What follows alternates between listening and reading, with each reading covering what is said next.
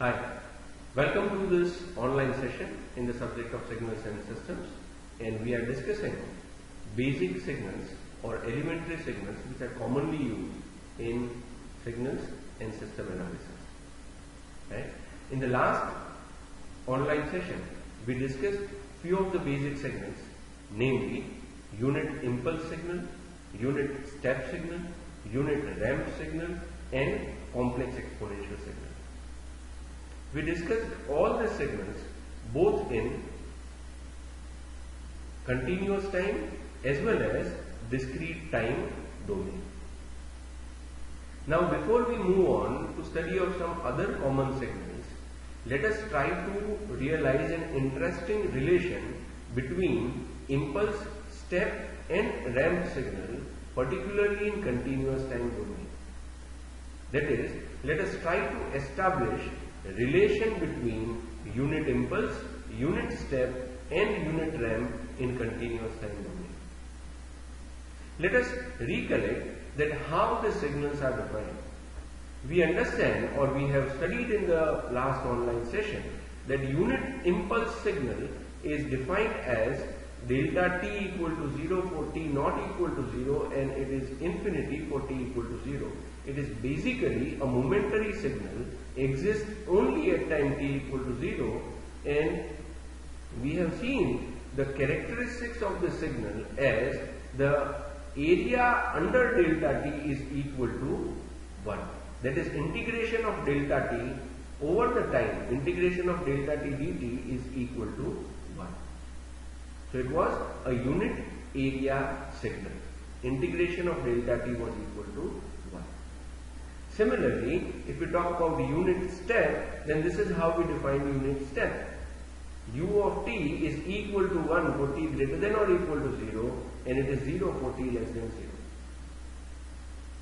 And the same way we define unit ramp signal as the signal with value 0 for t less than 0 and the value t for t greater than or equal to 0. So this is a signal with a unit slope. This is a momentary signal, this is a signal which suddenly changes, and this is a signal which is changing but changing at a constant rate. Right? Now if we try to relate these signals, then we understood as we discussed just now that delta t has in characteristics of unit area. So suppose that I try to integrate delta t from minus infinity to 0. Understand what I am trying to say? I try to integrate, kindly follow my cursor. I am talking about the left hand side of my time axis. I try to integrate delta t from minus infinity to 0. Then naturally the value of delta t is what? The value of delta t is 0. So that integration would give me 0. But now if I say that I integrated from say 0 to plus infinity, then this has a non-zero value. And what is integration of delta t? Integration of delta t is equal to 1. So now if you try to understand, if I integrated on the left hand side of the time axis, that is for time t less than 0, I would get the value to be 0, which is the case in unit step.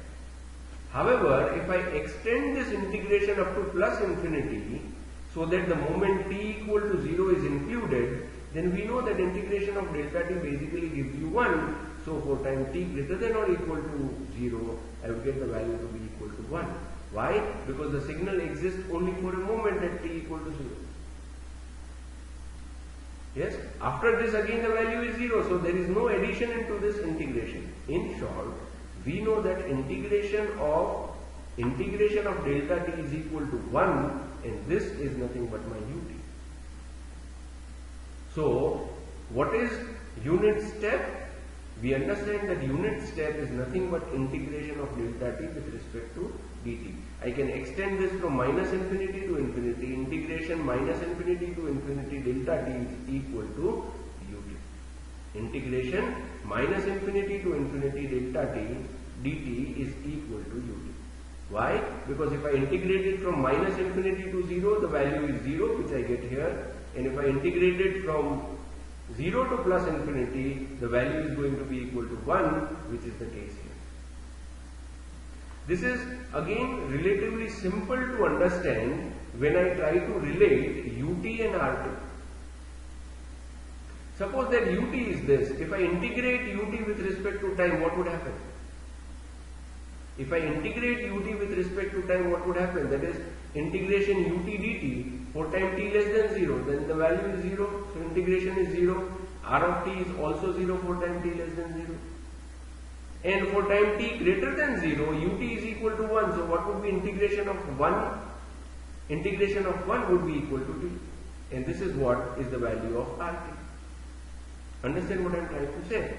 If I integrate ut, if I integrate this signal, then from minus infinity to 0, that is for all negative time, what is the value of ut? The value of ut is 0. So what would be the result of integration? The result of integration would be 0. This is what I get here. R of t is equal to 0 for t less than or less than 0. But now if I integrate it from 0 to infinity, then what is the value of ut? The value of ut is 1. What would be integration of 1? Integration of 1 would be t, which is nothing but the value that we get here. So what do we realize? We realize that R of t, that is unit ramp signal, is basically integration of unit step. And we have also discussed, we have also seen that unit step is basically integration of delta t, that is unit impulse. So if you integrate delta t, you get step. If you integrate step, you get ramp. And if we can understand this relation, the opposite way of saying this can be that if I differentiate ramp, I would get ut.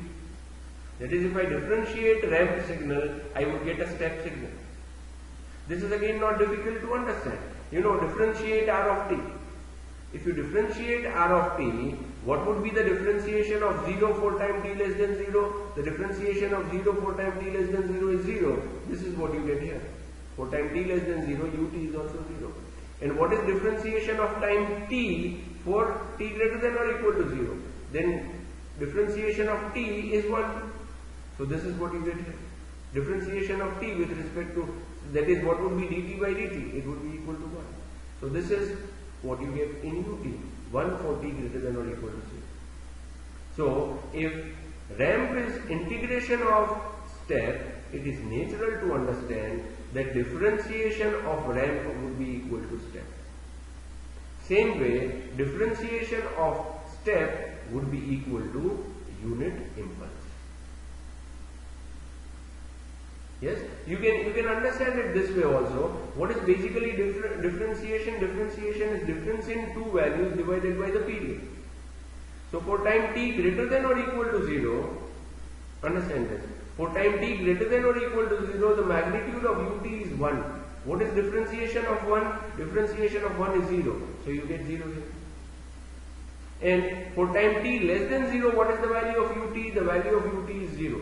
So what is differentiation of 0? So the differentiation of 0 is again 0. What does this mean? That for negative time as well as positive time, the value of delta t is 0. The value of delta t is known 0 only at time t equal to 0. That is only at this moment when the step signal is changing from 0 to 1. Yes? So this is an interesting relation which would be very much useful in solving number of examples in signal analysis as well as system analysis. We will be able to use these relations to simplify many complex tasks which we will do in coming sessions. So this is really an interesting and useful relations to remember, that impulse, if you integrate impulse, you get step. If you integrate step, you get ramp. Similarly, if you differentiate ramp, you get step. If you differentiate step, you get impulse. Right? Having studied this, let us try to look at some other common signals which we would come across in the subject again quite often. One such signal is called signum. Signum signal or signum function basically gives us the polarity. It is defined as sine of t, SGN of t. This is a standard notation, SGN of t. Right? If t is positive, the value of this function is 1, and if t is negative, the value of this function is minus 1. So graphically, if you try to understand it, it is some signal like this. For positive time, the value is equal to 1. For negative time, the value is equal to minus 1. This is a signal function. Another popular signal or function is a rectangular pulse. How is this pulse defined? Then mathematically, this rectangular pulse is symbolically shown as rect, R-E-C-T. This A, which is denoted here, represents the magnitude of rectangular pulse.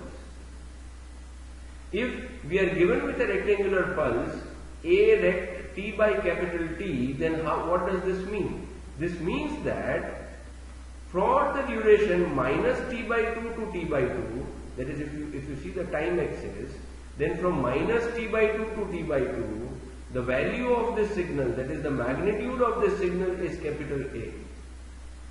And for all other time, the magnitude is 0. So if you see, it basically generates a rectangular pulse, a single pulse, rectangular in nature. Rectangular because the magnitude is constant whenever it is non-zero. Otherwise, the magnitude is 0. Try to understand this. The multiplying factor, one should be very clear about the notation. The multiplying factor A, represents the magnitude of this signal when it is non-zero. And rect t by capital T, this capital T represents the duration. And the duration is symmetric around 0. It means that if the duration is of capital T, it would start from minus t by 2 to t by 2. Yes? So this is how a rectangular pulse is defined. That is, for example, if I say 2 rect t by 3, 2, that is A is 2, rect t by 3, capital T is 3. Then this would be starting at minus 1.5 to 1.5. The duration would be of 3 units, 3 seconds. And the magnitude would be 2 because we have said 2 rect t by 3. So this magnitude would be 2. So this is a rectangular pulse. Another common signal that we would come across would be a sync signal. How is this sync signal defined? X of t is equal to sync t. This signal is basically defined as sine pi t by pi t. It's sine theta by theta. It is some signal like sine theta by theta. So sync signal is sine pi t by pi t. If we try to sketch this, this looks to be some signal like this. So this again are few common signals that we would come across in signals and systems. All the basic signals as well as the signals that we have seen here, if you see, then unit impulse, unit step, unit ramp, all these 3 signals are basically aperiodic signals. Complex exponential signal was a periodic signal so far as continuous time domain is concerned. These 3 signals, that is signum, rectangular pulse as well as sync signal that we have studied, again are aperiodic signals. Sinusoidal signal, that is cos omega 0 t or cos omega 0 n, sin omega 0 t or sin omega 0 n, sinusoidal signals are also considered to be basic signals. However, we have discussed a lot about this signal when we were discussing periodic and aperiodic signal. So, in this discussion, we have not covered sinusoidal signal because we have already discussed about the signals when we were discussing the concept of periodic and aperiodic signal. Fine. So far as this session is concerned, we stop here. See you in the next session. Thank you for joining. Thank you very much.